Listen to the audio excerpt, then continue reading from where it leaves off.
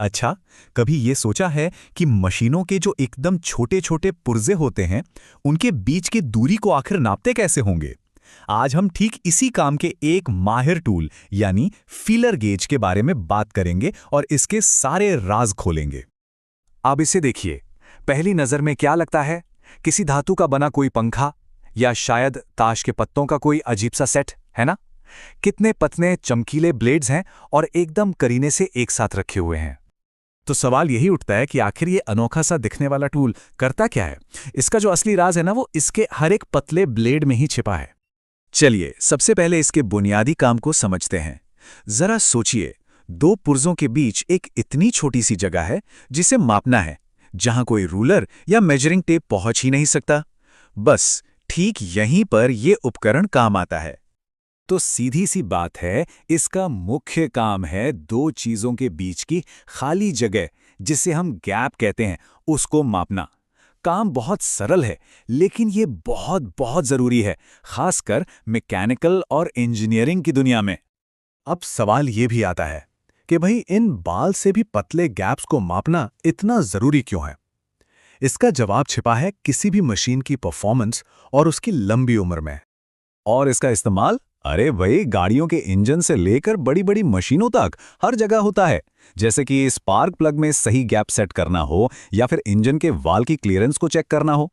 और यही जो छोटे छोटे एकदम बारीक एडजस्टमेंट्स होते हैं ना, यकीन मानिए, यही किसी मशीन की लंबी उम्र और उसकी जबरदस्त परफॉर्मेंस की असली गारंटी है। यहां पर तो 1 मिलीमीटर के 100वें हिस्से का फर्क भी बहुत बड़ा असर डाल सकता है। मतलब अगर गैप ज्यादा हो गया या बहुत कम रह गया, दोनों ही सूरतों में मशीन को नुकसान हो सकता है।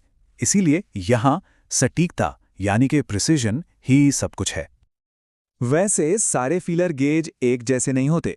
जिस तरह का काम होता है, उसी जरूरत के हिसाब से इनके अलग अलग प्रकार भी होते हैं। यहां स्क्रीन पर यह अंतर एकदम साफ दिख रहा है। एक तरफ है 13 ब्लेड वाला एक सामान्य मॉडल, तो दूसरी तरफ है 29 ब्लेड वाला ज्यादा प्रोफेशनल मॉडल।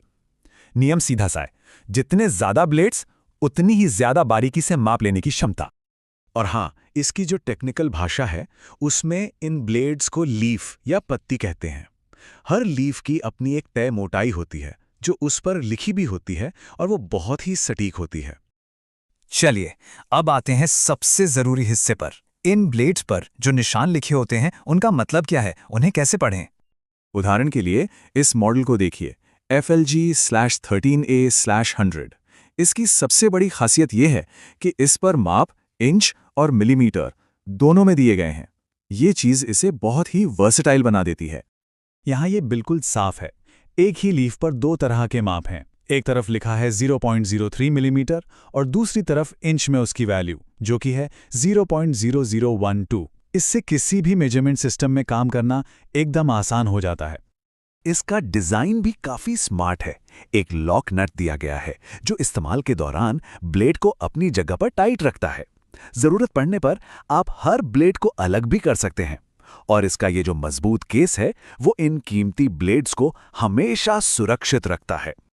तो अब जब हम इसके बारे में इतना सब कुछ जान गए हैं, तो असली सवाल ये है, इतने सारे मॉडल्स में से अपने काम के लिए सबसे सही गेज कैसे चुना जाए? अच्छा, तो अब सही वाला चुने कैसे? ये टेबल देखिए, ये हमारी काफ़ी मदद करेगी। या 3 अलग अलग मॉडल्स हैं। गौर से देखने पर पता चलता है कि उनमें जो लीव्स की संख्या है और ब्लेड की लंबाई, वो अलग अलग है। हाँ, लेकिन उनकी जो माप की रेंज है, वो एक जैसी है। तो इसका मतलब क्या हुआ?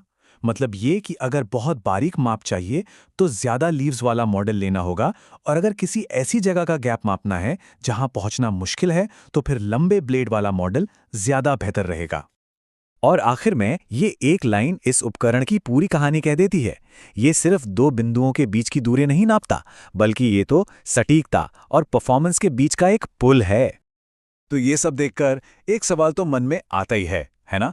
हमारी अपनी बाइक के इंजन से लेकर किसी बड़ी फैक्ट्री की रोबोटिक आर्म तक, जरा सोचिए, हमारे आसपास की ये पूरी दुनिया असल में इस छोटे से लेकिन बेहद सटीक उपकरण पर कितनी ज्यादा निर्भर करती है।